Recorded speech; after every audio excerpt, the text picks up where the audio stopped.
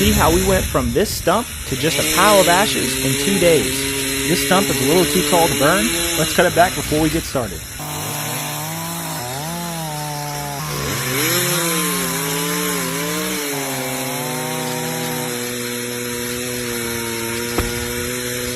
Prior to burning, we decided to dig down to the roots. Though this was the most labor-intensive part, I think it really helped it burn parts of the stump below ground level. Next, we add some cross-cuts to the stump, which we take all the way down to the major roots. This will allow that fire to breathe from the inside of that stump.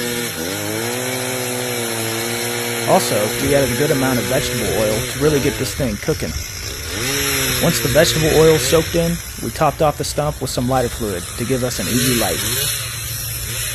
A quick note, we lit this thing off soon after we dug out around the stump, so it really wasn't given enough time to dry out. However, the longer we would have waited, the higher the odds it would have gotten rained on. Plus, we didn't want to have to look at this thing any longer.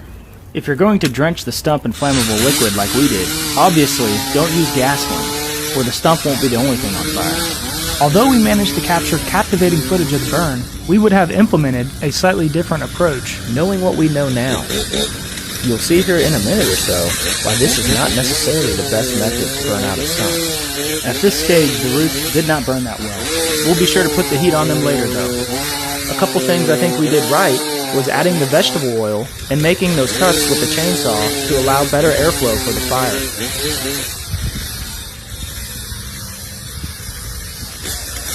As we can see, the rotted portions of the stump caught fire and disappeared with ease. We started adding additional wood to hopefully burn the greener parts. If we had to do this again, we would include a metal drum with holes or some kind of opening for airflow to better contain the heat.